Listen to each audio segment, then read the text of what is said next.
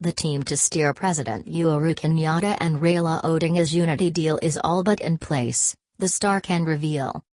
The two leaders are also reportedly planning to expand the two-man dialogue committee they appointed to spearhead their handshake deal to 12 members.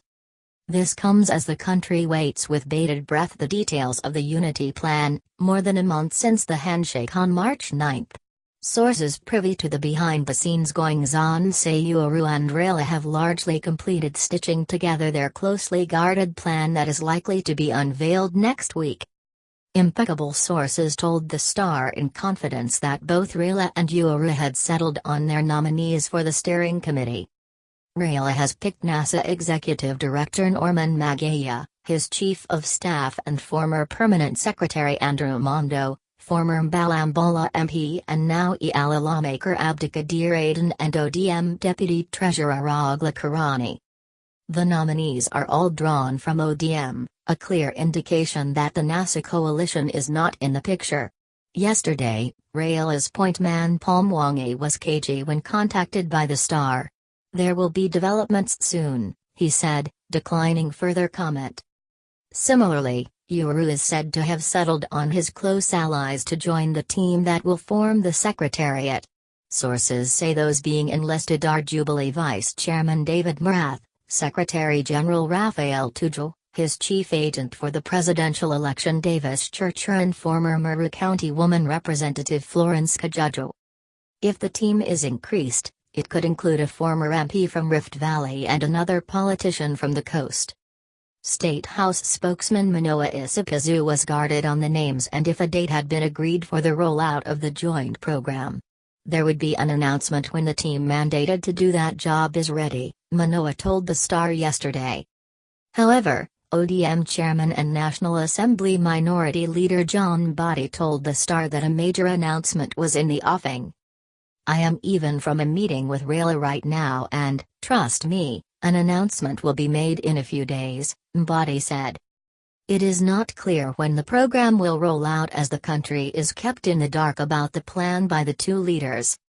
Yesterday, the Catholic Church urged a comprehensive program to unify the country and address electoral issues, the nature of the presidency and the role of the opposition. A church statement said, "We call for an all-inclusive roundtable conference that will iron out all the differences that have been separating Kenyans. All stakeholders should be involved. The review of the Constitution in the light of contentious issues that emerged during the recent elections, and other shortcomings that have been noted are among matters that need urgent attention." The church joins a section of civil society that has been demanding inclusion in the team to resolve some of the country's long-standing challenges. Activists met Raila at his Capitol Hill office on Thursday last week and demanded that composition of the team must adhere to the two-thirds gender rule, a highly placed source intimated to the Star. But Mwangi and Ambassador Martin Kimani have remained tight-lipped about their operations a month on, despite calls for forward movement forward and disclosure of the details of the deal. It's almost 1 month since you issued the statement and neither has the program been rolled out nor launched, Bajia Senator Amos Wacko said last week. The delay has created a vacuum and ushered in premature 2022 campaigns, he said. Similar sentiments were expressed by outgoing U.S. Ambassador Robert Godek, who called for speedy implementation of the dialogue process.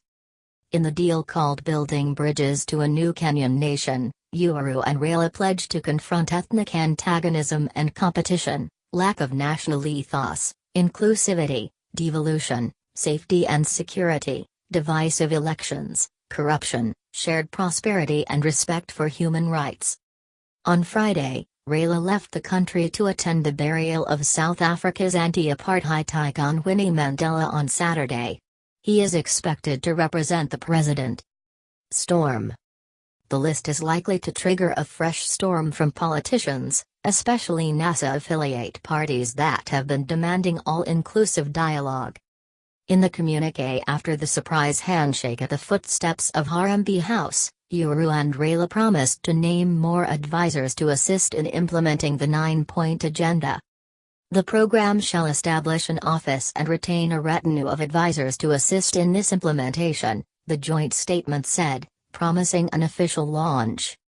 ANC boss Musalia Mudavadi, Wiper's Kalonzo Musyoka and Ford Kenya's Moses Wetangula expressed misgivings about the deal, terming it selfish and self-serving.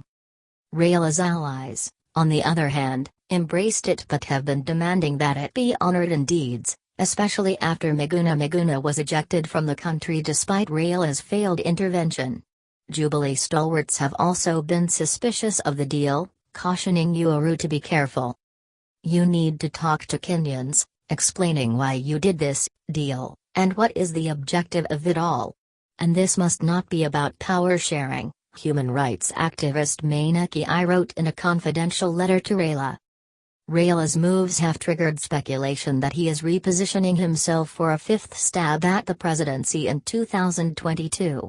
He has sent political strategists back to the drawing board, amid speculation that the pact aims to derail Deputy President William Ruto's ascendancy. On Thursday, Raila visited retired President Daniel Moi.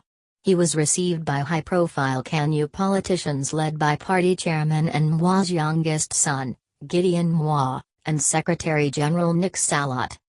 On hand to welcome him at the Kabarak airstrip was Tiati MP William Kumkit of Kanu and Jubilee's Moy-Iban MP Silas Tyron.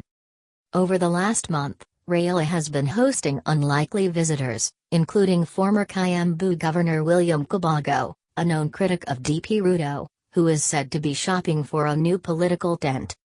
The ODM leader has also been courted by members of the First Family, including Uhuru's influential uncle George Muoo and niece Anyo Kabi.